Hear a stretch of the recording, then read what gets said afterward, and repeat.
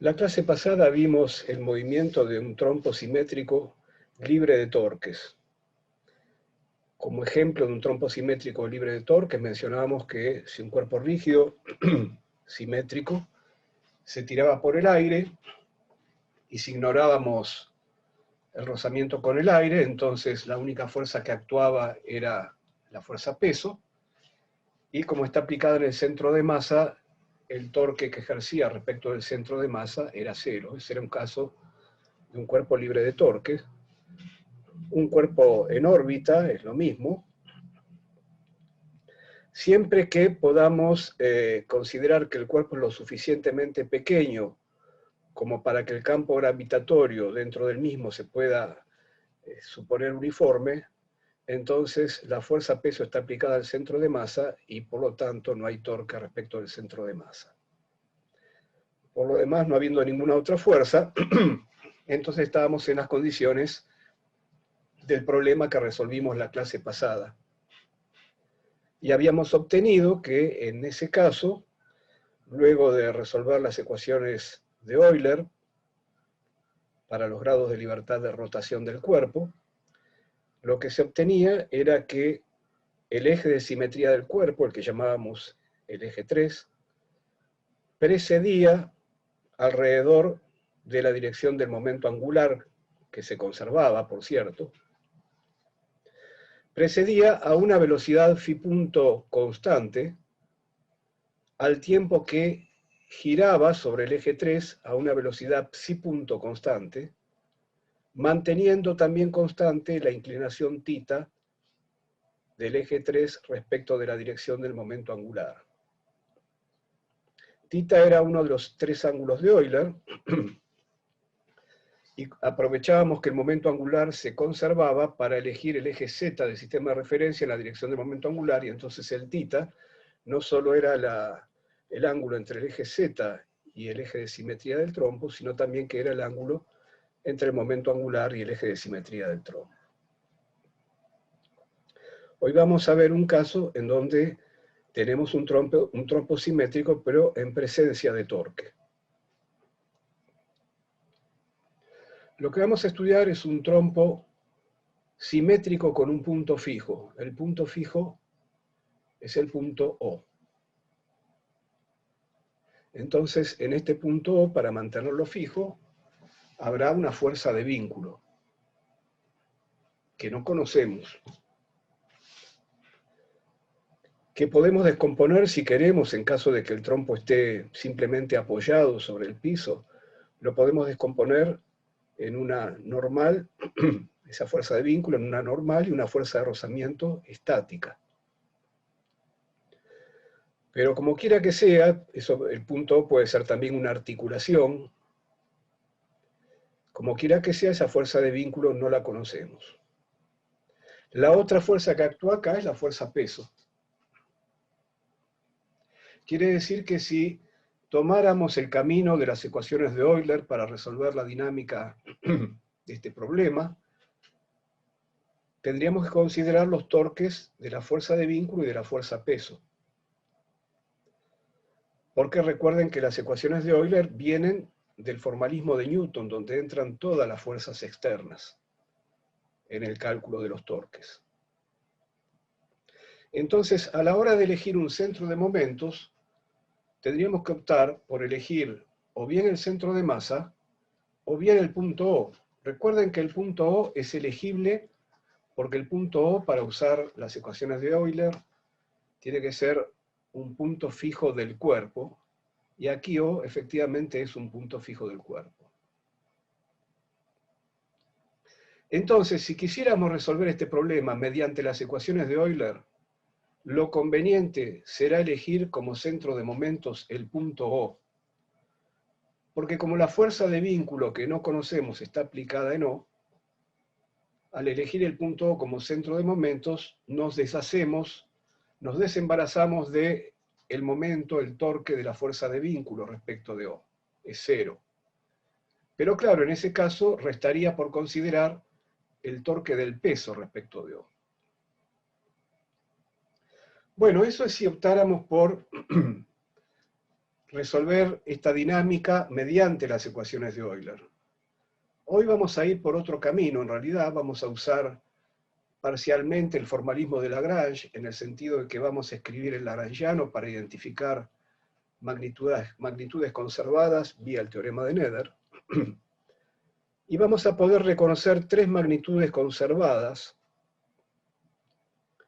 tres primeras integrales de movimiento, y habiendo hecho eso, entonces podremos resolver el sistema simplemente atendiendo a integrando esas tres primeras integrales de movimiento. Es decir, no vamos a llegar a escribir las ecuaciones de Euler-Lagrange, esas ecuaciones de segundo orden que deberíamos resolver, simplemente vamos a usar el lagrangiano para identificar las primeras integrales de movimiento. Y para escribir el lagrangiano, lo único que necesitamos es poder escribir la energía cinética y la energía potencial, porque acá las únicas fuerzas que realizan trabajo son, tenemos una fuerza de vínculo, no entra en el formalismo de Lagrange, y la fuerza restante es la fuerza peso, que es una fuerza conservativa, y entonces entra vía la energía potencial. La energía cinética de un cuerpo rígido también tenía una expresión simple si tomábamos como centro de momentos para el cálculo del tensor de inercia un punto O fijo, un punto O perteneciente al cuerpo y fijo. Así que para calcular la energía cinética también tendríamos acá la opción de elegir el centro de masa o elegir O. Eligiendo el punto O como está fijo, no contribuye su movimiento a la energía cinética y solo queda la energía cinética que llamamos la energía cinética de rotación, y que se escribe de esta manera. Entonces, como hemos hecho siempre, diagonalizando el tensor de inercia respecto de O, y sabiendo que es un trompo simétrico y que el eje 3 es el eje de simetría, entonces los dos primeros autovalores de IO, IO1 e IO2 son iguales, y los escribimos simplemente como IO. Y el tercer autovalor, el que corresponde al eje 3, al eje principal 3, es distinto y lo escribimos como IO3. La energía cinética de rotación es un medio de IO1 por omega 1 cuadrado, más un medio de IO2 por omega 2 cuadrado, más un medio de IO3 por omega 3 cuadrado. Aquí está entonces. La energía potencial viene dada por la altura del centro de masa respecto de un nivel de energía potencial cero, que en este caso va a ser el nivel del piso. Entonces, si L es la distancia entre el punto O, que está en el piso, y el centro de masa, la altura del centro de masa respecto del piso es L coseno tita. Donde tita se llama tita porque es realmente el segundo de los tres ángulos de Euler.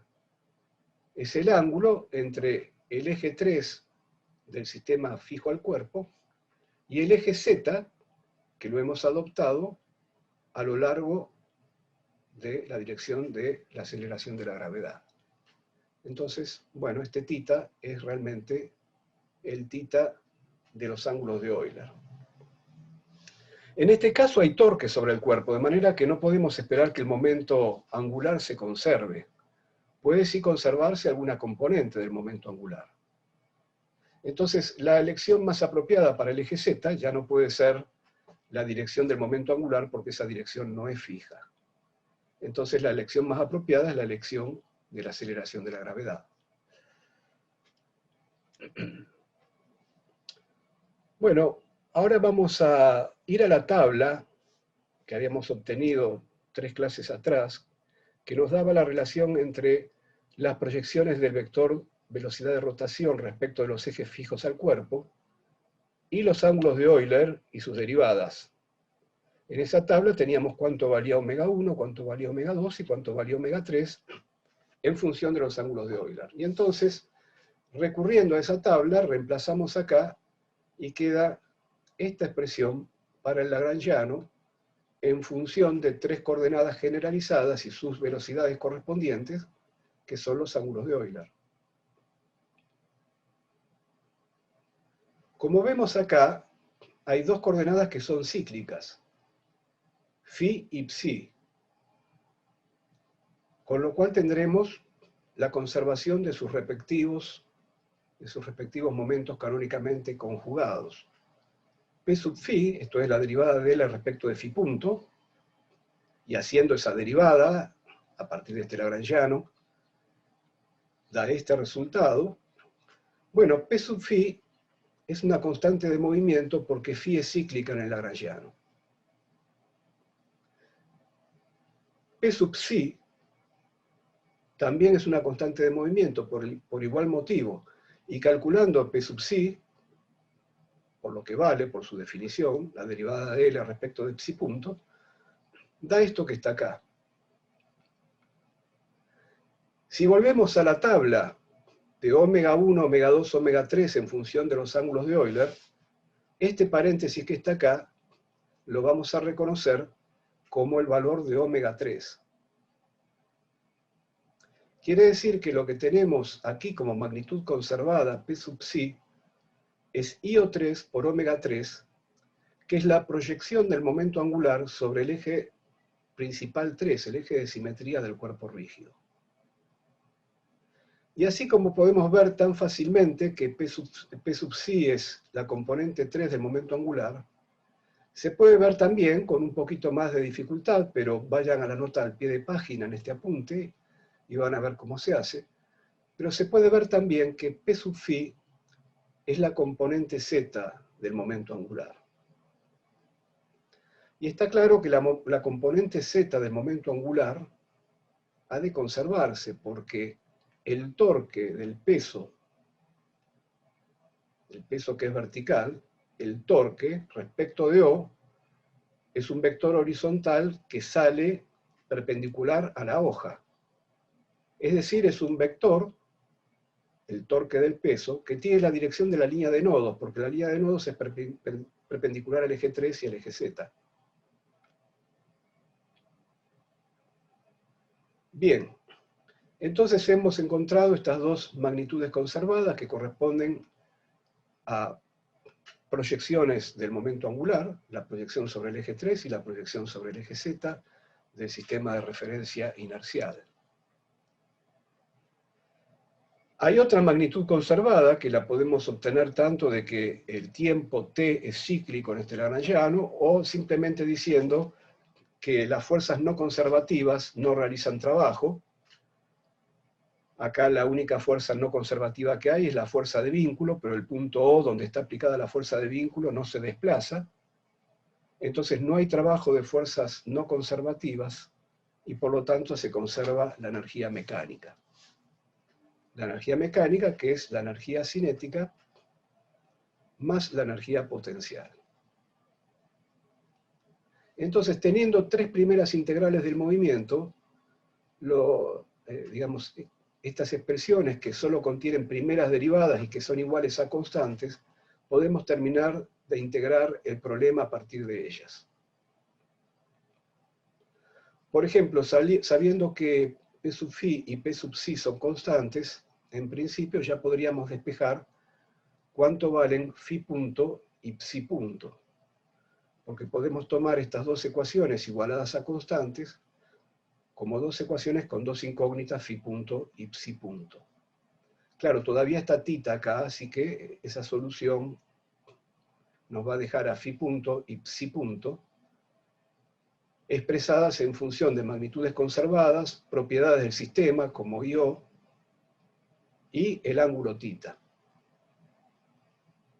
Si tuviéramos alguna manera de resolver cómo evoluciona el ángulo tita en el tiempo, resolviendo para el ángulo tita, vendríamos acá, reemplazaríamos y sabríamos cómo evolucionan phi punto y psi punto en el tiempo y por lo tanto cómo evolucionan phi y psi.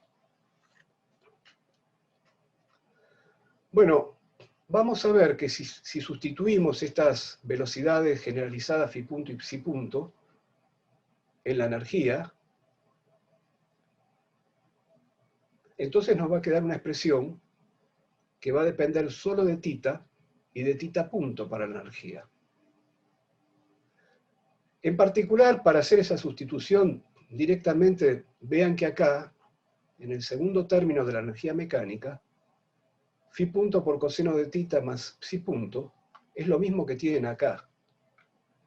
Por lo tanto, lo pueden reemplazar ya mismo por LO3 sobre IO3. Entonces, esto va a ser un término constante, que no va a decir nada sobre la dinámica. Es una constante en la energía mecánica. Me refiero a que no va a decir nada sobre la dinámica de tita, que va a ser la variable que va a quedar acá como única variable en esta energía mecánica. Y por cierto, aquí sí tendríamos que despejar, bueno, usar el phi punto que acabamos de despejar, reemplazarlo, elevarlo al cuadrado y reemplazarlo. Al elevarlo al cuadrado, este LOZ menos LO3 coseno tita va a quedar al cuadrado. El seno cuadrado de tita va a quedar a la cuarta, pero se va a simplificar con un seno cuadrado que está acá. Bueno, haciendo todo eso, entonces tendremos que la energía es un medio de IO tita punto cuadrado más lo que acabamos de decir, que es esto, más una constante, más la energía potencial.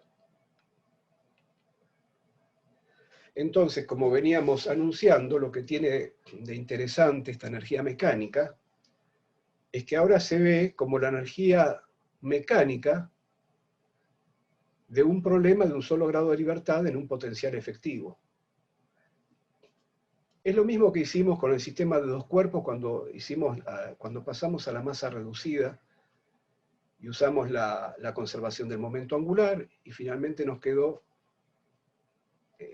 una energía que dependía solamente de R punto y una función de R que lo usábamos como potencial efectivo, de R punto cuadrado. Bueno, acá tenemos lo mismo para el comportamiento del ángulo θ en este caso. Podemos ver a toda esta expresión conservada como la energía de una partícula que tuviese una masa, IO, digamos, IO acá está jugando el papel de la masa, un único grado de libertad θ, y entonces esta sería la energía cinética de esa supuesta partícula, y todo lo que viene después es una función de θ que lo identificamos como un potencial efectivo.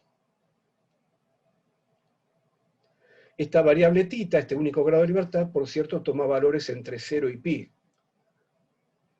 0 cuando el trompo está vertical, y pi cuando está vertical, pero para el otro lado. Claro, usted va a decir, acá está el piso, no puede pasar del otro lado. Bueno, piensen que no está el piso, y que esto es un soporte que garantiza que el punto O no se mueve, es una articulación, y que el trompo se podría llegar a dar vuelta, y llegar hasta θ igual a pi.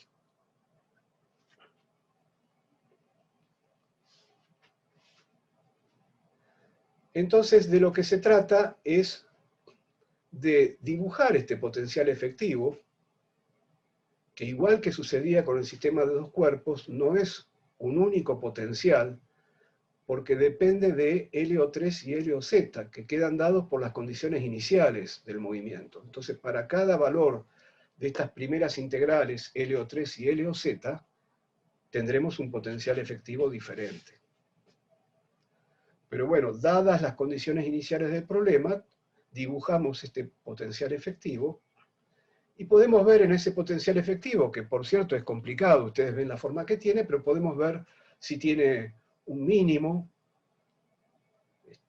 y bueno, si tiene un mínimo podemos estudiar pequeñas oscilaciones, etcétera, ¿no? Bueno, aquí tenemos un dibujo del potencial efectivo para distintos valores del cociente entre LO3 y LOZ. Es este cociente que está acá, y este cociente que está acá, pero como dijimos, este término no va a jugar ningún papel. Para distintos valores entonces de LO3 y LOZ, y todavía, bueno, LOZ aparece también acá solo, y además aparece, bueno, aparecen los parámetros del sistema, aparece IO, mg por L, IO3. Bueno, para trazar estas curvas, fíjense que estas curvas pasan todas por un mismo valor de potencial cuando tita es igual a pi sobre 2. Eso está hecho a propósito, en realidad se han elegido los restantes parámetros del sistema. Por ejemplo, para un dado valor de MGL se eligió L o Z acá para cumplir con este cruce en este lugar, pero es solamente a los efectos de hacer una figura, no tiene esto nada de particular. No quiere decir que otros potenciales tengan que cruzarse también por acá, sino que hemos fijado un cierto valor de L o Z para un dado MG por L, y dejamos que varíe, y lo fijamos con esa condición, pero por gusto nada más, y dejamos que varíe L o Z, L o 3 sobre L o Z, y entonces para distintos valores de este cociente obtenemos distintas curvas.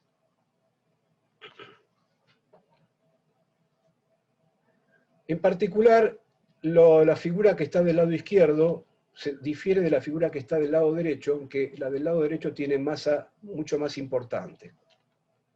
Fíjense que por tener masa mucho más importante, el punto de equilibrio para tita lo vamos a encontrar en valores mayores que pi sobre 2. Es decir, el trompo quedaría en equilibrio, pero dado vuelta del otro lado, ¿no? Bueno, todo eso es lo que vamos a tratar de analizar ahora. ¿Dónde están los puntos de equilibrio? Y cuáles son las frecuencias, cuál es la frecuencia de oscilaciones, de pequeñas oscilaciones alrededor de esos puntos de equilibrio estable. Porque acá también tenemos, por ejemplo, un punto de equilibrio inestable. Bueno, muy bien. Entonces, ¿qué vemos en la figura? Bueno, que el potencial efectivo posee un mínimo en un cierto valor que llamaremos tita 0, que depende de los parámetros del sistema. Por cierto, hay que derivar el potencial efectivo respecto de tita, igualar a 0 la derivada, y de ahí despejar tita 0, pero no va a ser sencillo despejar tita 0 porque va a ser una ecuación trascendente para tita 0. Pero quedémonos con la idea, hay un mínimo, llamemos tita 0, al valor de tita donde se ubica ese mínimo de potencial efectivo, y alrededor de ese mínimo, si la energía es conveniente, digamos, es un poquito mayor que la energía potencial mínima, tendremos pequeñas oscilaciones. La frecuencia de esas pequeñas oscilaciones, que llamaremos omega 0, igual que en un oscilador armónico, omega 0 cuadrado en el oscilador armónico es K sobre M. K en el oscilador armónico es la derivada segunda del potencial. Entonces aquí tomaremos la derivada segunda del potencial efectivo evaluada en el mínimo, porque claro, el potencial efectivo no es ahora cuadrático, simplemente estaríamos aproximándolo por una cuadrática en tita 0, y entonces considerando ahí un movimiento armónico, eso es lo que vamos a hacer.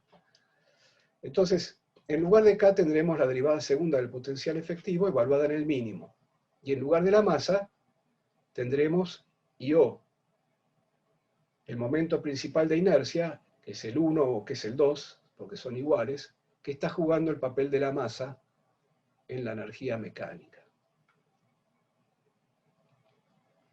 Bueno, esta cuenta también hay que hacerla. Después vamos a decir algo más sobre esta cuenta. Pero como todas estas cuentas son un poco complicadas, las vamos a dejar para más adelante. Concentrémonos ahora en cuál es la idea. La idea es que habrá pequeñas oscilaciones alrededor del mínimo y que la frecuencia de esas pequeñas oscilaciones se pueden calcular. ¿Quién oscila con esta frecuencia? La variable tita. La variable tita va a presentar oscilaciones alrededor de tita 0. Y la frecuencia de esas oscilaciones, esta omega 0, va a depender de estas cantidades, que son las que caracterizan al potencial. Cada potencial efectivo se construye con cada juego de estas cantidades.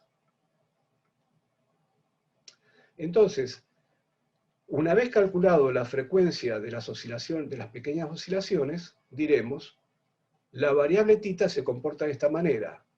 Es un tita 0 más una oscilación alrededor de tita 0.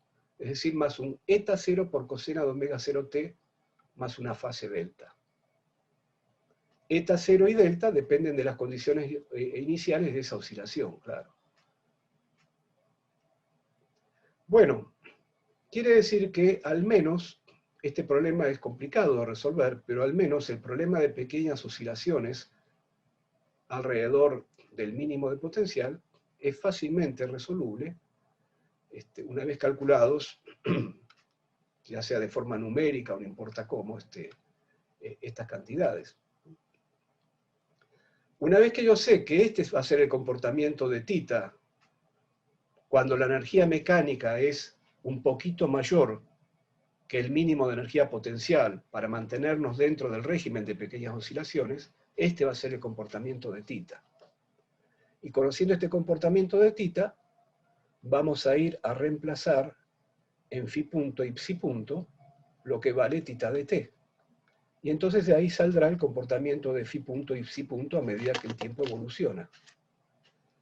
Entonces esa va a ser la técnica para resolver este problema.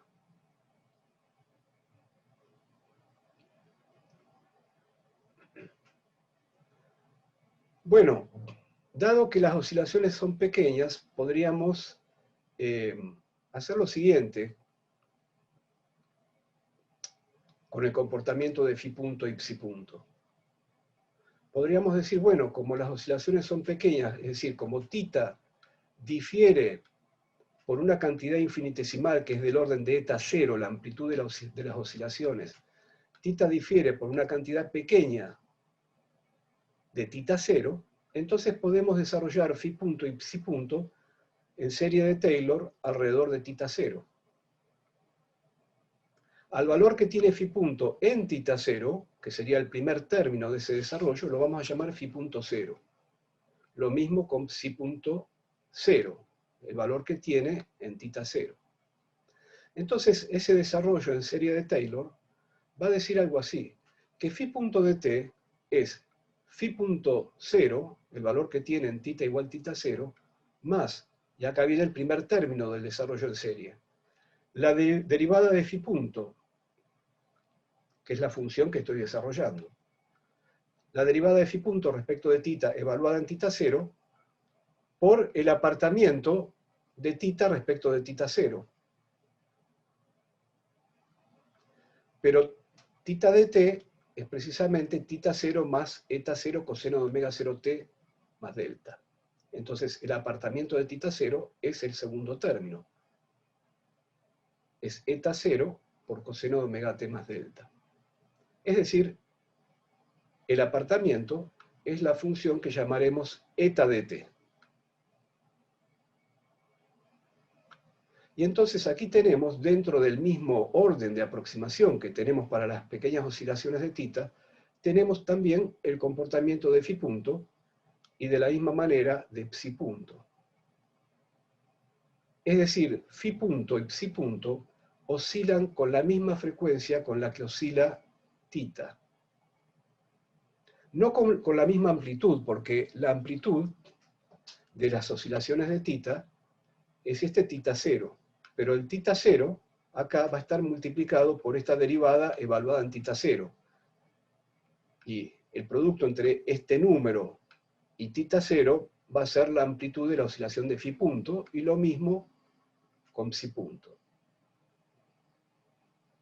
Es más, estas derivadas pueden ser positivas o negativas, y en caso de ser negativas implicarían una inversión de la fase, digamos, de las oscilaciones de φ punto con respecto a las de θ. Bueno, muy bien, entonces,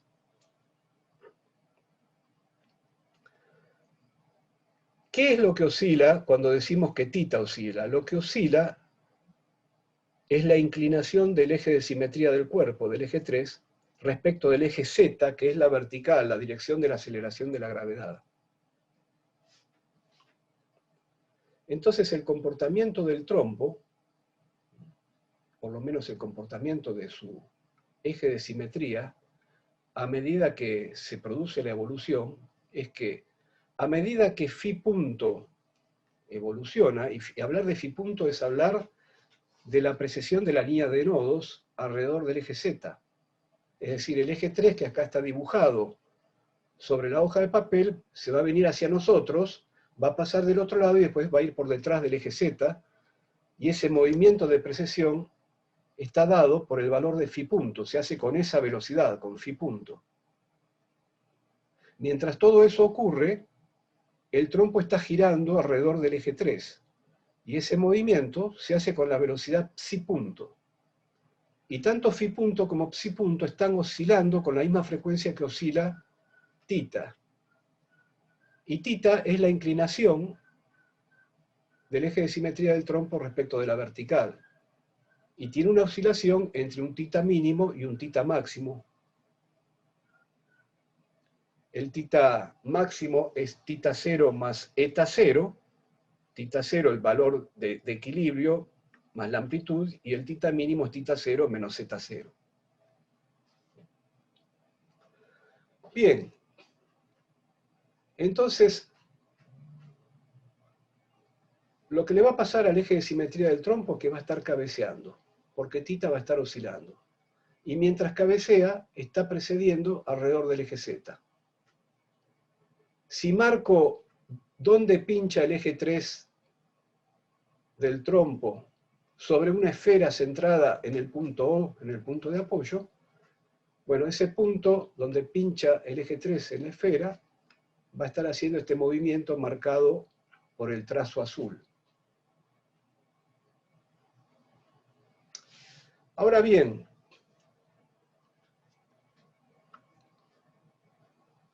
si esta derivada fuese negativa,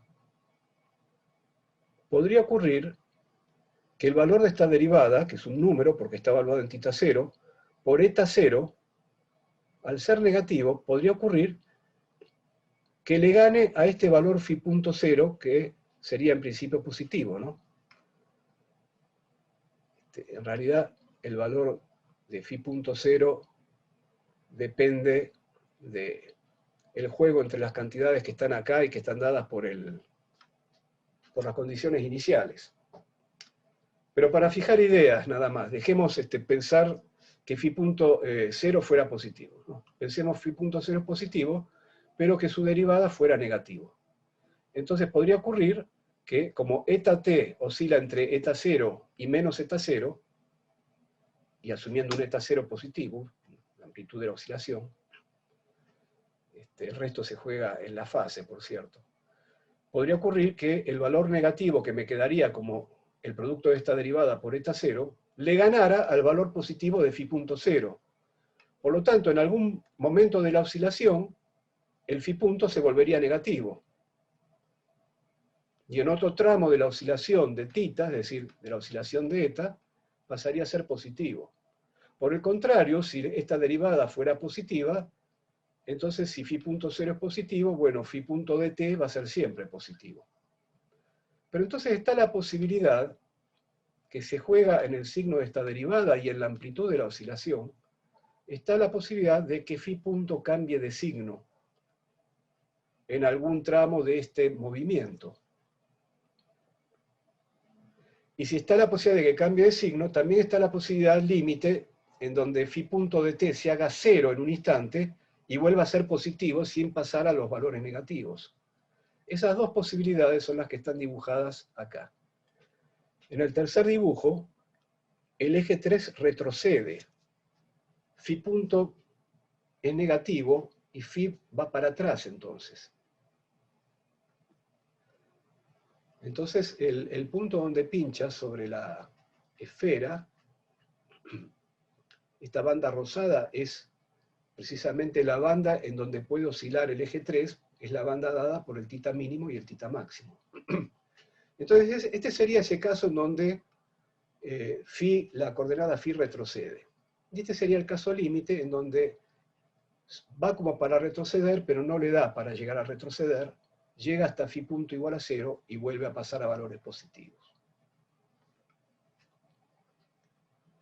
Bueno, entonces esto está escrito acá.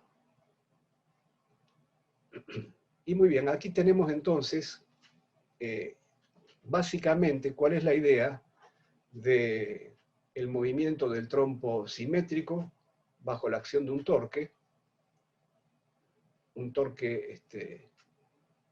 bueno, en este caso de una fuerza constante, Y entonces tenemos aspectos que ya conocíamos, esto de la precesión, en este caso es alrededor de la dirección vertical, no como en el caso de la clase pasada, que era alrededor de la dirección de momento angular, pero vemos una precesión con un cabeceo. Ese cabeceo se llama nutación. Y ese cabeceo afecta también a la velocidad de precesión phi punto, porque hace que la propia velocidad phi punto varíe, porque está afectada por tita, y si tita no es constante, si tita varía entre tita mínimo y tita máximo, eso afecta también la evolución de la velocidad de precesión, y afecta también la evolución de la velocidad de giro. Y esto es esencialmente entonces lo que ocurre con el trompo. La propia Tierra es un trompo simétrico. En la clase pasada dijimos que en primera aproximación podíamos pensar que era un trompo simétrico libre de torques, y entonces esa precesión que hacía el eje de simetría del trompo alrededor de la dirección conservada del momento angular. Recuerden que también en ese plano que formaban el eje de simetría del trompo y la dirección del momento angular, en ese mismo plano estaba también contenido el eje instantáneo de rotación que acompañaba entonces esa precesión. Bueno, dijimos, la Tierra tiene ese movimiento precisamente porque el eje de rotación instantáneo de la Tierra no coincide exactamente con su eje de simetría, y entonces lo que vamos a ver es esa precesión que era, por cierto, no solo del eje de rotación instantáneo alrededor del momento angular conservado, sino que al mismo tiempo el eje instantáneo de rotación estaba precediendo alrededor del eje de simetría, en ese movimiento complicado donde el eje de rotación instantáneo se tenía que mantener en el mismo plano determinado por el eje de simetría y el momento angular. Entonces dijimos, bueno, si en primera aproximación consideramos que la Tierra está libre de torques porque la fuerza que el Sol ejerce sobre la Tierra está aplicada sobre el centro de masa de la Tierra, hay también una fuerza de la Luna sobre la Tierra, hay fuerza, por cierto, de otros planetas, pero si pensamos que los cuerpos más próximos y más importantes son el Sol por la masa que tiene y la Luna por la proximidad, bueno, ignorando esos torques, tenemos esa precesión que daba la precesión de Chandler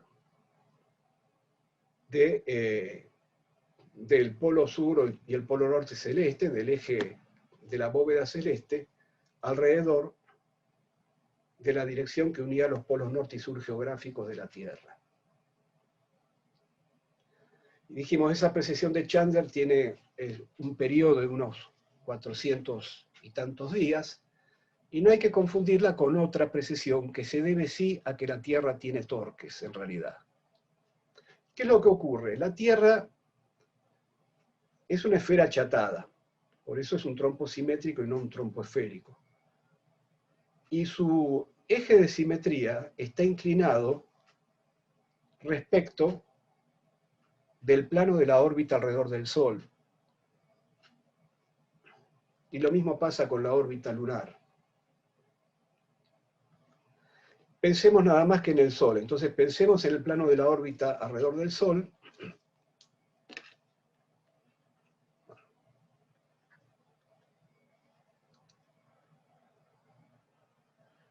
Tenemos entonces el Sol, tenemos una órbita alrededor del Sol, y voy a dibujar exageradamente el achatamiento de la Tierra. Entonces, como el eje de la Tierra está inclinado,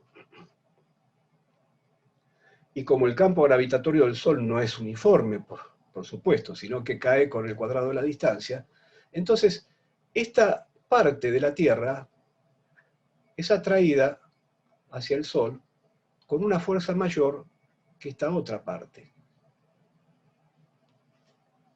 que está más alejada del Sol. Y de aquí resulta un torque distinto de cero. Entonces, esto es lo que da esa otra precesión, debida así a torques, que se llama la precesión de los equinoccios y que tiene un periodo de unos 26.000 años. Bien, entonces vayamos a lo que habíamos dejado de lado, que era el cálculo del θ0, es decir, de la posición del mínimo del potencial efectivo, y de la frecuencia de las pequeñas oscilaciones alrededor de ese mínimo. Para calcular θ0 hay que derivar el potencial efectivo e igualar a 0. Esta es la ecuación entonces, acá ya está derivado el potencial efectivo, esta es la ecuación que define el valor de θ0, y por cierto no la podemos resolver. Sí la podríamos resolver numéricamente, o la podemos resolver en casos particulares que vamos a ver enseguida.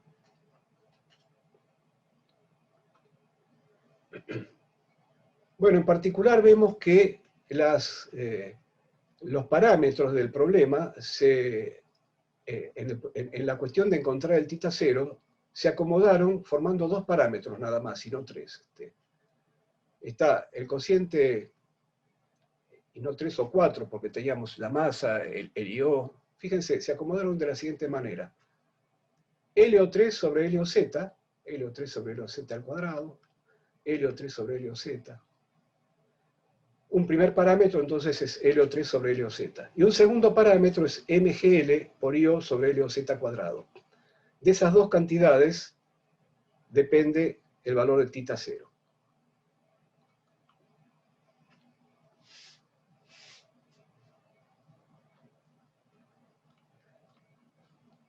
En los dibujos que hicimos para el potencial efectivo, tenemos estas curvas rojas que tienen un punto de equilibrio, en este caso un mínimo, pero en este caso un máximo, pero por ahora estamos calculando la primera derivada del potencial, así que θ0 igual 0 es solución de la ecuación que estábamos viendo, pero para los valores que usamos para calcular la línea roja. La línea roja corresponde a LO3 igual a LOZ. Y efectivamente, si yo pongo acá LO3 igual a LOZ, entonces acá tengo un 1, 1 más 1 es 2, acá tengo un 2 menos 2 coseno de θ0. Si yo tomo θ0 igual a 0, este término no está, porque seno de θ0 vale 0. Este tampoco está. Coseno de θ0 me da, me da 1, me da 1 acá también, y entonces me queda 1 más 1 menos 2, 0. La ecuación se cumple, ¿no? Efectivamente, θ0 igual 0 es solución cuando LO3 es igual a LOZ. θ0 igual 0 es un trompo vertical. El eje 3 coincide con el eje Z, entonces. Y lo que dice esto es que el trompo vertical tiene en θ0 un punto de equilibrio estable si la masa es suficientemente chica. Recordemos que la figura de la izquierda correspondía a masas chicas, la de la derecha a masas grandes. Enseguida vamos a ver qué tan chica tiene que ser la masa. Pero en cambio, si la masa es grande, θ0 igual 0 es un punto de equilibrio inestable. El punto de equilibrio estable lo encontraremos en un valor de θ0 mayor que pi sobre 2.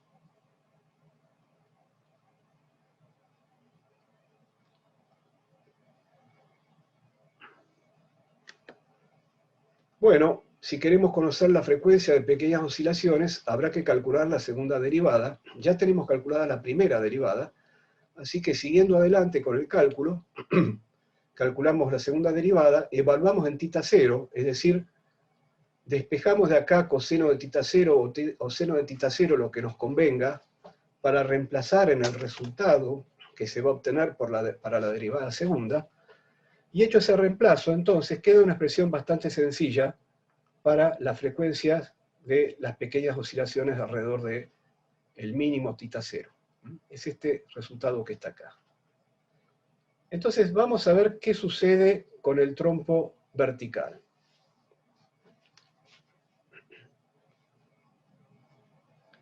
podríamos decir que si nosotros queremos el criterio para que θ0 igual 0 sea un punto de equilibrio estable para el trompo vertical, ya dijimos que θ0 igual 0 implicaba que helio 3 era igual a helio Z. Bueno, lo que tenía que pasar en ese caso, lo que tendría que pasar, es que esta omega 0 al cuadrado sea positiva. Porque omega 0 cuadrado es la derivada segunda del potencial efectivo.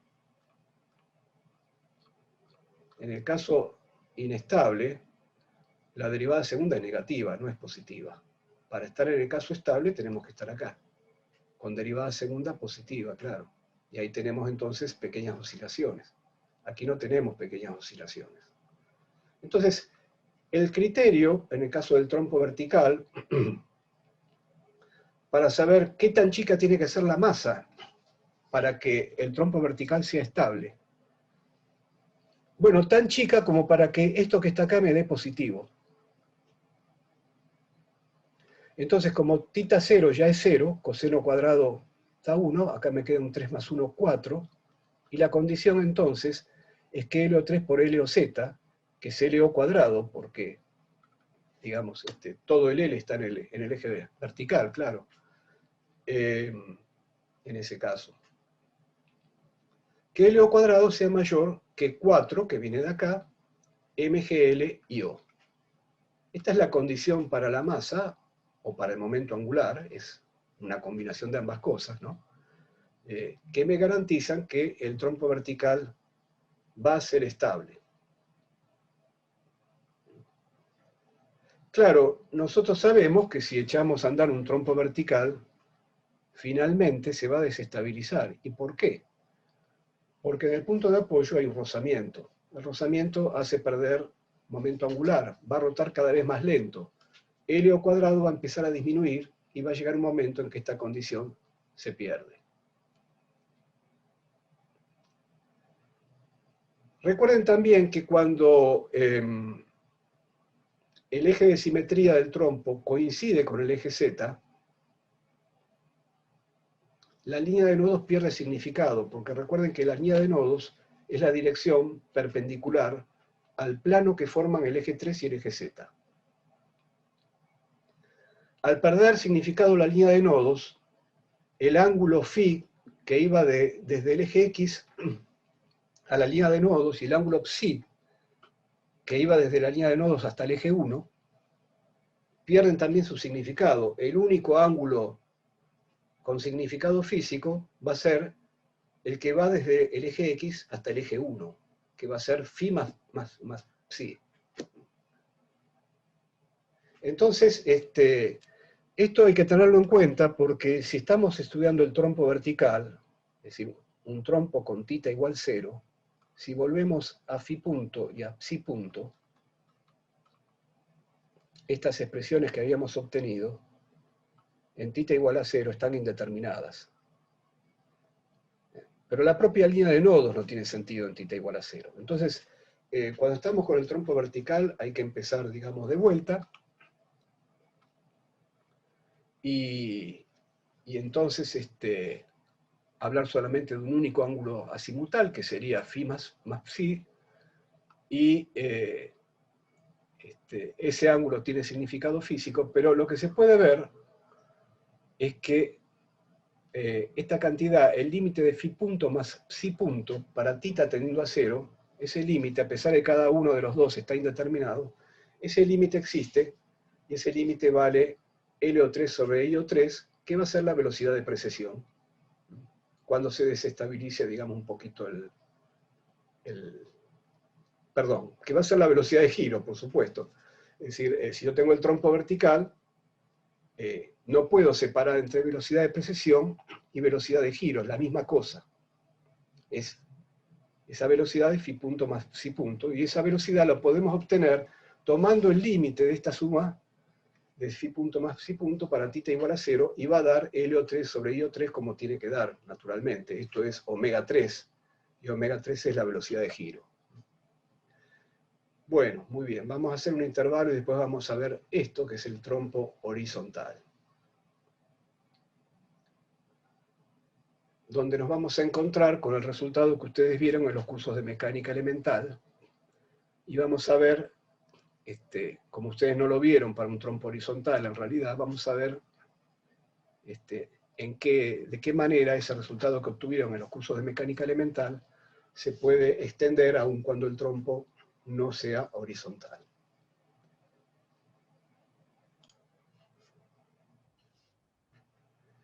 Bueno, continuamos entonces con el trompo horizontal. La idea es ver si podemos tener un movimiento con θ igual pi sobre 2. Si vamos a los valores que tendrían que tomar phi punto y psi punto en θ igual pi sobre 2, eso está dado por las ecuaciones que obtuvimos de las leyes de conservación. En θ igual pi sobre 2, el coseno vale 0, el seno vale 1. Entonces queda que phi punto es helio z sobre io. Y bueno, para psi punto tenemos, lo mismo, ¿no? Cotangente es coseno sobre seno, esto se anula, esto se anula. Psi punto es helio 3 sobre io 3. Entonces, esta posibilidad que queremos explorar sería un movimiento que se realizaría con phi punto y psi punto constantes. Sería que la precesión y el giro se realizarían a velocidad constante. Ahora bien, en realidad, para que todo esto pueda suceder, θ igual pi sobre 2 tendría que ser un punto de equilibrio estable. Tendría que ser un mínimo de potencial. Y entonces tendríamos que ver si θ igual pi sobre 2 cumple con la ecuación para anular la primera derivada del potencial efectivo. Entonces, si yo acá pongo θ0 igual pi sobre 2, el coseno vale 0, el seno vale 1, y entonces me queda una condición para que relaciona los datos iniciales, que se juegan acá en helio 3 y helio z, y las propiedades del sistema, MGL e IO. Entonces, helio 3 y helio z no pueden ser cualquier valor, tienen que ajustarse a cumplir con esta ecuación cuando θ0 es igual a pi sobre 2.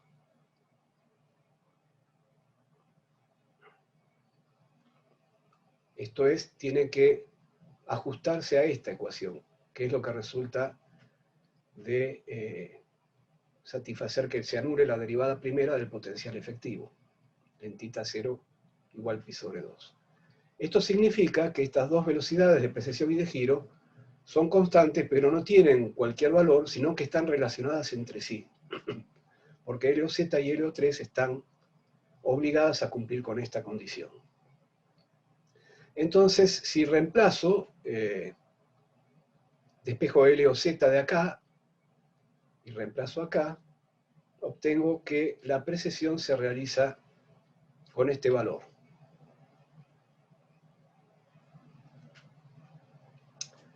Mg por L, para un trompo horizontal, es igual al torque del peso. Porque el brazo de palanca, que es la distancia de O al centro de masa, queda perpendicular al peso, que queda horizontal y por lo tanto perpendicular al peso. Entonces el resultado que está acá es el resultado que conocemos de los cursos de mecánica elemental para la precesión de un trompo. Sin embargo, en los cursos de mecánica elemental no nos hemos anoticiado de que existían cosas como la nutación, etcétera, etcétera. Y habíamos obtenido este valor para la precesión, no para un trompo horizontal, sino para un trompo con una inclinación cualquiera. Entonces, lo que vamos a ver enseguida es que este resultado se puede sostener para un trompo con una inclinación cualquiera, bueno, bajo una aproximación, y eso es lo que había ocurrido, nada más que en los cursos de mecánica elemental, esa aproximación está oculta, está debajo de la alfombra. Bueno, una cosa que nos puede interesar, ya que estamos con el trompo horizontal, y habiendo usado la condición de que θ0 igual a pi sobre 2 sea un punto de equilibrio estable, podríamos preguntarnos también cuál sería la frecuencia de oscilación, la frecuencia de pequeñas oscilaciones alrededor de esta posición de equilibrio estable, que es el trompo, que tiene el trompo horizontal, cuando se cumple esta condición. Entonces también vamos a la expresión para omega 0 cuadrado, ponemos θ 0 igual a pi sobre 2, entonces el coseno vale 0, perdón, no, claro, acá también tenemos que volver todo para atrás, tenemos que volver todo para atrás y calcular nuevamente la derivada segunda, porque si no acá queda indeterminada, ¿eh? Es decir, tenemos que volver para atrás, ¿qué quiere decir? Quiere decir que tenemos que poner esta condición para helio 3 y helio Z en la expresión del potencial efectivo, y a ese potencial efectivo que obtenemos, calcularle la derivada segunda, y la omega 0 cuadrado, que es la derivada segunda dividido yo, no va a quedar indeterminada como quedaría en la expresión que obtuvimos para un θ cualquiera. Y en ese caso lo que se va a obtener es esta expresión para la frecuencia de las pequeñas oscilaciones. Bueno, vamos a lo que se llama el trompo rápido. El trompo rápido es un trompo en donde se da esta condición, que helio 3 es mucho mayor que helio Z. Si ignoramos los momentos de inercia que están involucrados, por cierto, acá, si lo suponemos más o menos del mismo orden, lo que esta condición está diciendo es que la velocidad de giro alrededor del eje de simetría tiene que ser mucho mayor que la velocidad de precesión alrededor del eje Z. Entonces vamos a ver que los resultados como este, los resultados típicos de la mecánica elemental, se pueden preservar bajo esta aproximación. Lo vamos a ver de esta manera. Supongamos que el punto de equilibrio lo encontramos, bueno, ya no en pi sobre 2, sino que lo encontramos en pi sobre 2 menos épsilon. Lo que voy a hacer es conformarme con resolver a primer orden en épsilon, porque está claro que quedaban ecuaciones trascendentes y que entonces no iba a ser sencillo resolver analíticamente. Se podía resolver numéricamente. Así que déjenme que nos conformemos con un tratamiento a primer orden en épsilon, con lo cual este θ 0 no se va a apartar mucho del trompo horizontal, pero bueno. Entonces voy a decir lo siguiente. Donde haya coseno de θ 0, va a ser el coseno de pi sobre 2 menos épsilon. El coseno de pi sobre 2 menos épsilon es el seno de épsilon. Y al orden más bajo es épsilon. El seno de épsilon es épsilon más términos que van como épsilon al cubo o más.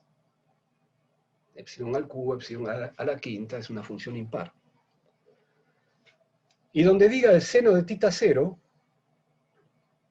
bueno, el seno de pi sobre 2 vale 1, y si sigo desarrollando, el término siguiente ya es de orden épsilon al cuadrado. Así que al orden más bajo, al orden lineal en épsilon, me voy a quedar con el 1. Entonces me voy a ir a las ecuaciones 1 y 2 para phi punto y psi punto, y voy a calcular para esta nueva posición de equilibrio, que va a requerir otros valores de LO3 y LOZ.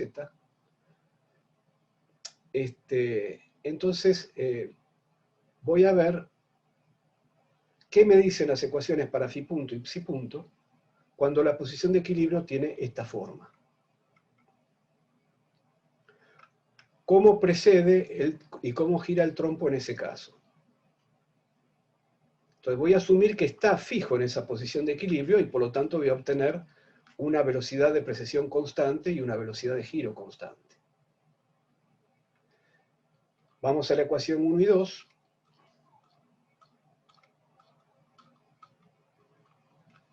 Y bueno, donde diga coseno de θ, voy a poner coseno de θ 0 y voy a usar la aproximación que acabamos de decir, voy a reemplazar por épsilon. Y donde diga seno cuadrado de θ o seno de θ, diré seno de θ 0 porque estaré en equilibrio, pero voy a reemplazar por 1.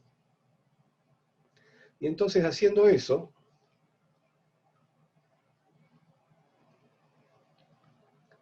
se obtienen estos dos resultados para la velocidad de precesión y para la velocidad de giro. Por otro lado, para que efectivamente se mantenga en tita cero tiene que ser un mínimo de potencial. Eso es lo que elimina la nutación, lo que hace que el trompo se mantenga fijo en tita cero. Que tita cero corresponda a un mínimo de potencial. Entonces también me voy a la ecuación para la primera derivada del potencial efectivo y reemplazo entonces coseno de tita cero y seno de tita cero con estas aproximaciones. Es decir, me voy acá. Acá. Entonces aquí pongo epsilon, aquí pongo epsilon, aquí pongo 1 y aquí pongo 1. Y como me voy a quedar a primer orden en epsilon, el epsilon al cuadrado que aparece acá, lo tiro. Y me queda epsilon por 1 más LO3 cuadrado sobre LOZ cuadrado. Eso me lleva a esta ecuación. Pero como estoy en la aproximación de trompo rápido, esta cantidad es mucho más importante que 1. Y entonces me lleva a esta ecuación. O también, si multiplico toda la ecuación por LOZ cuadrado, entonces este LOZ cuadrado acá se va y me queda LO3 cuadrado por epsilon, que lo cambié de signo, como ven, así que multipliqué todo por menos 1. Este segundo término, al multiplicarse por LOZ cuadrado, quedó LO3 por LOZ, y cambiado de signo es este término que está acá. Y este término quedó menos MGL-IO, que lo pasé del otro lado. Bien, entonces lo que voy a hacer para ver la velocidad de precesión del trompo rápido es reemplazar acá esta condición que obtuve para epsilon, que es la condición para que tita 0 sea realmente un mínimo del potencial efectivo. Entonces, si en esta ecuación divido por LO3, me queda LOZ menos LO3 por epsilon, que es lo que está acá. Y entonces me dice que eso es MGL por IO sobre LO3. Y entonces queda que Φ.0 es MGL sobre LO3. Es el mismo resultado que era exacto para el caso del trompo horizontal. Y que era el resultado de los cursos de mecánica elemental. Era el torque del peso, bueno, sobre LO3. En realidad, esto ya no es el torque del peso porque ya el trompo no es horizontal. Pero este LO3, es decir, el torque del peso va a involucrar una función trigonométrica, pero este LO3 va a involucrar también esa función trigonométrica con respecto a LO, bueno, en fin. Y por lo tanto, también el giro es a velocidad constante. Entonces, nuevamente, aquí también vamos acá y reemplazamos, despejamos epsilon de acá, reemplazamos y obtenemos como velocidad de giro esta que está acá. Siempre como aproximado porque hemos hecho una aproximación a primer orden en epsilon.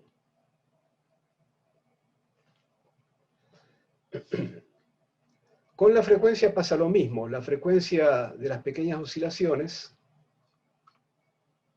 esta que está acá, se obtiene ahora reemplazando coseno de tita 0 por epsilon. Entonces aquí queda un epsilon cuadrado, lo tiro y aquí queda un epsilon.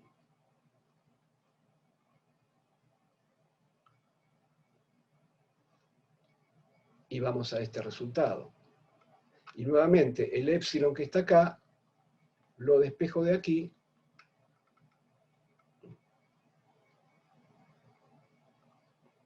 Fíjense que aquí arriba dice LO3 por LOZ, MGL y O. Y cuando despeje el epsilon de acá, voy a pasar este menos LO3 cuadrado por epsilon, lo voy a pasar al otro lado, y me va a quedar LO3 por LOZ menos MGL por IO sobre LO3 cuadrado es igual a epsilon. Entonces, ese LO3, LOZ menos MGL por IO se va a simplificar con este que está acá arriba. Y bueno, al tomar la raíz cuadrada, había un LO3 cuadrado también dando vueltas, que iba a quedar dividiendo en epsilon, y entonces queda en el numerador, y tengo el IO cuadrado. Al tomar la raíz cuadrada, obtengo la frecuencia de las oscilaciones, y como el trompo es rápido, este LO3 podemos declararlo como directamente el módulo del momento angular entero. La conclusión es que el trompo rápido combina una precesión lenta con una nutación rápida. ¿Qué quiere decir esto? La precesión está dada por phi punto, que es LOZ sobre IO. Y la nutación está dada por esta frecuencia, que es LO3 sobre IO. Pero ¿de dónde sale que phi punto es LOZ sobre IO? Phi punto es este resultado que está acá. Pero si vamos al valor de phi punto, es cierto que epsilon es pequeño, porque estamos haciendo una aproximación de primer orden en epsilon, pero al mismo tiempo LO3 es grande.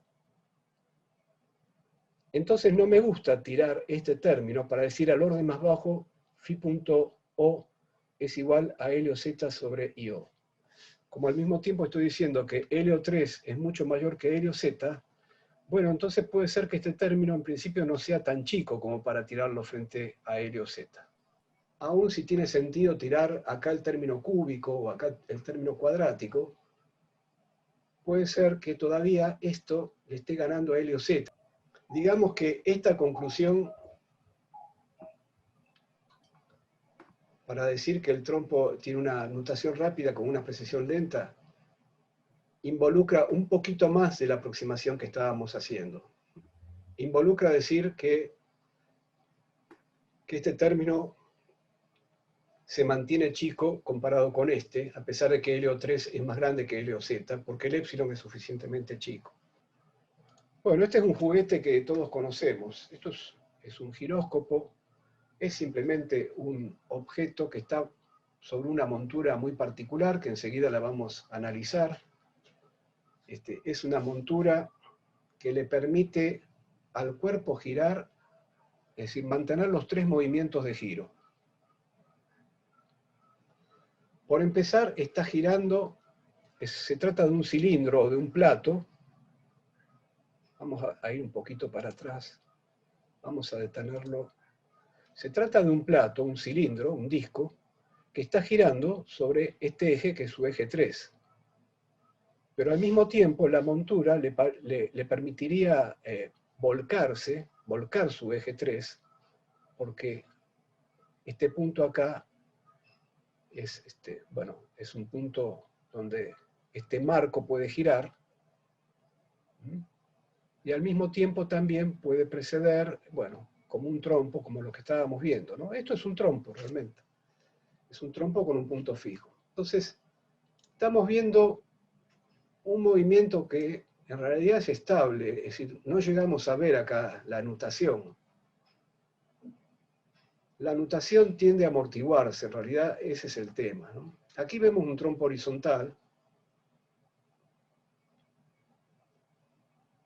Fíjense cómo se va inclinando hacia abajo, porque está perdiendo energía por fricción en el pivote. Aquí tenemos lo mismo, aquí vemos la precesión del trompo horizontal. Esto tal vez ustedes lo hayan hecho en el laboratorio de física 1, laboratorio 1.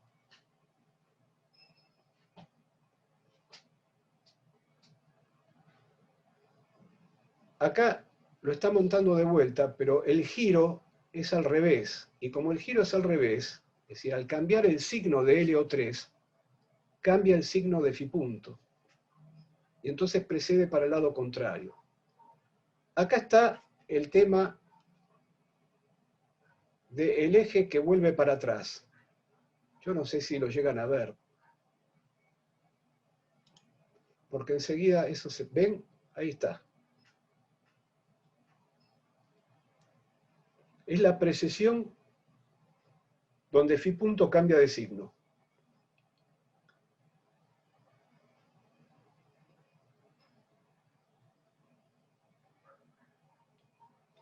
Aquí van a tratar de darle una condición inicial para obtener el caso límite entre los dos casos, que era que phi punto nunca cambiaba de signo o que cambiaba de signo, es decir, que el eje volvía para atrás o no. Este sería el caso límite.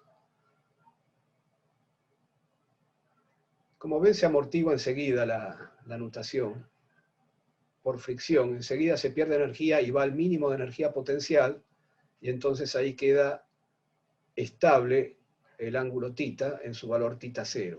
Acá justamente están mencionando el amortiguamiento.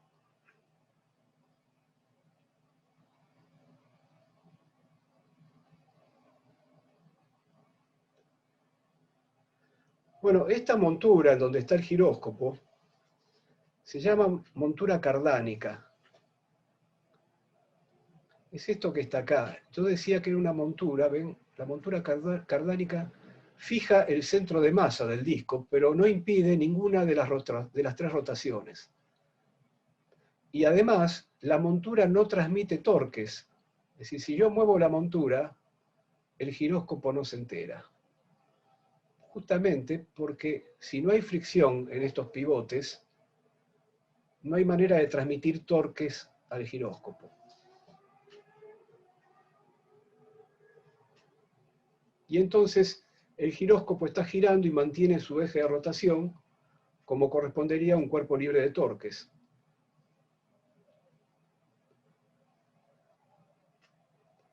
Aquí vemos de vuelta una montura cardánica, pero se ve más claro. El marco amarillo está montado sobre el marco negro. El marco negro está fijo a la mesa. El eje amarillo puede girar y entonces ahí tenemos un giro alrededor del eje Z del sistema de referencia, alrededor de la vertical. El marco rojo, a su vez, está montado sobre el marco amarillo. Y también en los pivotes no hay fricción, idealmente, y entonces el marco rojo puede moverse sobre el marco amarillo, y entonces el eje de simetría del giróscopo puede volcarse, puede inclinarse para arriba o para abajo. Y a su vez el giróscopo puede girar sobre el eje 3, es decir, los tres movimientos involucrados en la rotación son permitidos por la suspensión cardánica.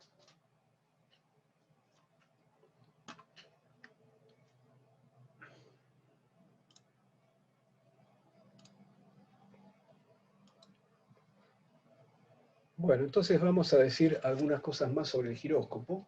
Bueno, ya dijimos, es un trompo simétrico montado sobre una suspensión cardánica que fija la posición de su centro de masa sin limitar los grados de libertad de rotación. Vamos a ver cómo las propiedades que tiene un giróscopo montado en suspensión cardánica se pueden aprovechar en sistemas de navegación. Históricamente el primer giróscopo lo construyó Foucault en 1852 para mostrar nuevamente, ya lo había hecho con el famoso péndulo de Foucault, para mostrar la rotación de la Tierra. Es decir, montado sobre el giróscopo, sobre la suspensión cardánica, el giróscopo estaba libre de torques. Y entonces tenía que mantener en dirección fija su eje de rotación. Porque, digamos, el momento angular, es decir, por girar sobre el eje 3, sobre su eje de simetría, solamente, esa era la condición inicial, el momento angular entonces, que es constante porque no hay torque, apunta en una dada dirección, y esa dirección se tiene que mantener, y esa dirección es también la dirección del eje de rotación y del eje de simetría. Coinciden en ese caso, por ser que la velocidad de rotación solo tiene componente 3, coinciden en ese caso, y que el eje 3 está en la dirección del momento angular, que es conservada, coinciden en ese caso los tres ejes, el eje 3, la dirección del momento angular y el eje instantáneo de rotación. Y como el momento angular se conserva, entonces el eje de rotación tiene que apuntar siempre en la misma dirección. Siempre en la misma dirección quiere decir siempre hacia la misma estrella, lejana, por así decir. Entonces, a medida que la Tierra está rotando, el giróscopo siempre apunta hacia la misma estrella. Pero para nosotros que estamos parados arriba de la estrella está dando vuelta alrededor de la Tierra. Entonces el giróscopo, para seguir a la misma estrella, realiza respecto de la Tierra un movimiento de su eje. Y eso demuestra la rotación terrestre. En cuanto al uso de un giróscopo en una montura cardánica, en sistemas de navegación, vamos a ver el caso de cómo se usa en los barcos, en donde se usa en realidad una montura semicardánica para fijar uno de los tres movimientos. Entonces, uno de esos tres marcos, está fijado, o además del marco negro hay un marco adicional más fijado, quiero decir, y está fijado de tal manera que la libertad que le queda al giróscopo es la de girar sobre su eje de simetría y la de que su eje de simetría se mueva en un plano horizontal respecto de la superficie de la Tierra.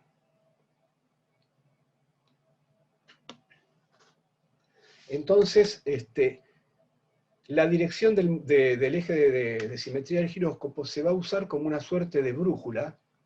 Se va a poder mover en la horizontal, pero no en la vertical terrestre. Y se va a mover de tal manera que va a buscar el norte. Vamos a ver por qué.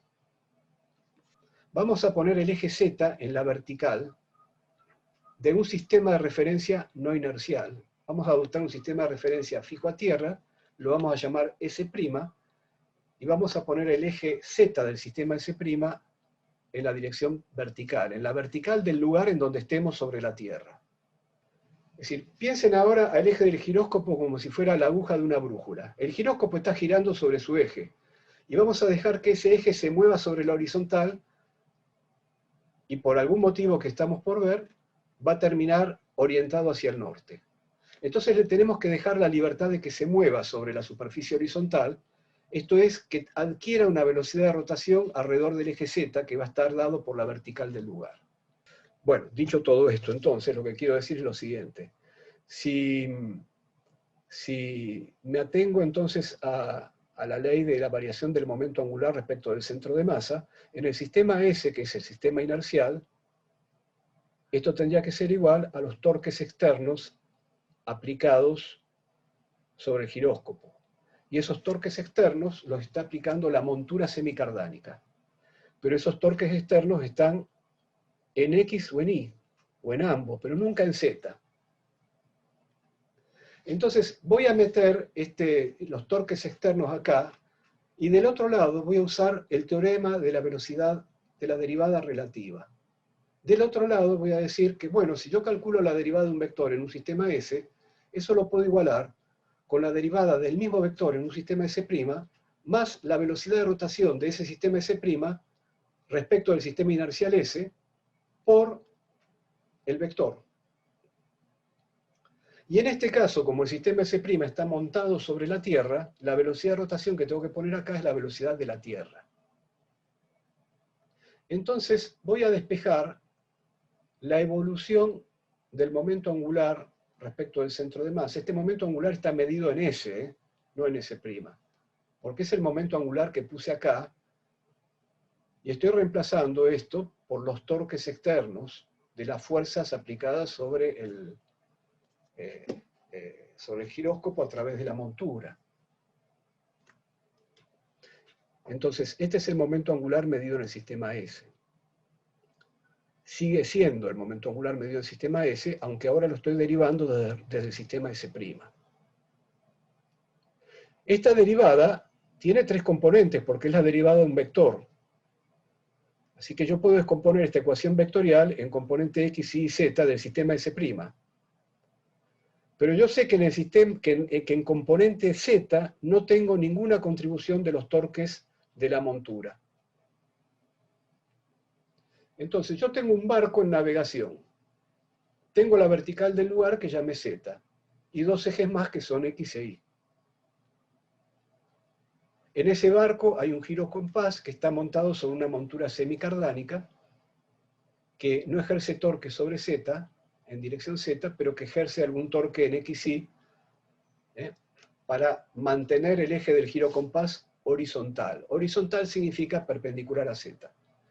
Pero cuando ese eje gire sobre la horizontal, el girocompás va a adquirir un movimiento, una rotación en Z, y eso lo va a detectar el L del centro de masa, que va a adquirir una componente en Z. Entonces me interesa de esta ecuación la componente Z, la proyección en el Z del sistema S', sabiendo que este vector torque externo no tiene componente en la dirección Z del sistema S'. Entonces, lo que me queda por saber es qué componente Z tiene este producto vectorial. Y ocurre que la velocidad de rotación de la Tierra va del polo sur al polo norte. No del polo norte al polo sur, porque la Tierra gira de oeste a este, por eso el Sol sale por el este. Y si la Tierra gira de oeste a este, con la regla de la mano derecha, ustedes pueden ver que entonces si gira de oeste a este, el sentido de la velocidad de rotación es saliendo del polo norte hacia afuera. Yo acá en este dibujo elegí el eje Y siguiendo el meridiano del lugar y el eje X siguiendo el paralelo del lugar. Entonces, tomo la proyección en Z de este producto vectorial. La proyección en Z, está acá calculada, bueno, como siempre con un producto vectorial, puedo usar el determinante, me queda menos omega de la Tierra sub X por la componente Y del momento angular respecto del centro de masa, más omega Tierra sub Y por la componente X del momento angular. Ahora, para la elección que hice de los ejes X e Y, omega Tierra, solo tiene componente Z e Y, no tiene componente X. Es importante haber elegido así el eje Y, porque el eje Y me está indicando hacia el norte, en la posición de la Tierra que estoy ocupando. Entonces, como omega Tierra, habiendo elegido el eje X y el eje Y de esa manera, vale 0, me resulta que esta es la componente Z de este producto vectorial.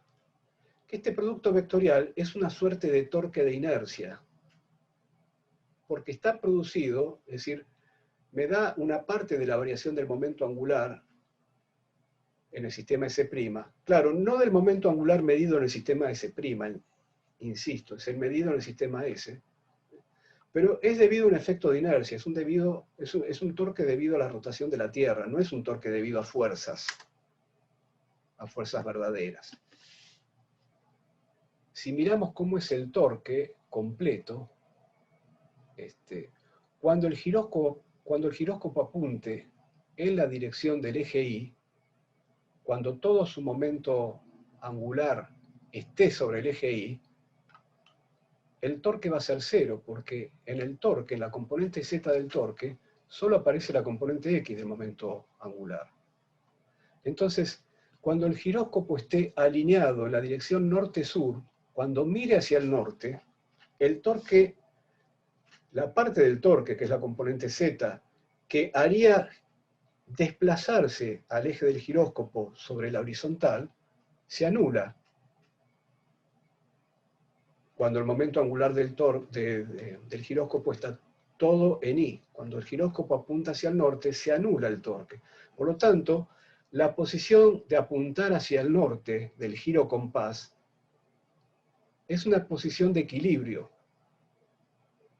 porque desaparece el torque que este torque inercial le estaría haciendo para desviarlo.